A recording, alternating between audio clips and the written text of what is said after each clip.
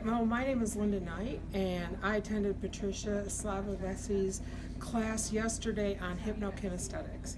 And I always feel weird about myself because I'm not a real visual person, and as a hypnotist, we're always asking people to visualize. And what really impressed me was that we got to make a motion that expressed kind of to us what that felt like if our body could make a movement to express that feeling. What would it be? And I noticed that the issue that I picked, I started out very, very tight, and my movements were very, very restricted, and that as I moved through the process, I became much more open, and my movements became more fluid and more excited and full of joy,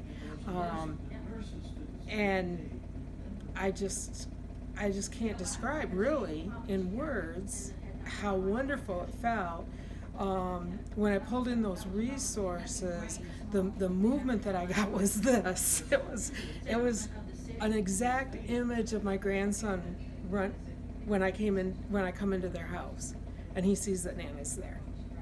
It was like, I'm happy you're here. I'm happy you're here. And it was my body telling me that. And that was amazing. It was very transformational. I would highly recommend that to anybody that is feeling stuck in any way or restricted, to do this and let their body show them what it would feel like to have those issues resolved.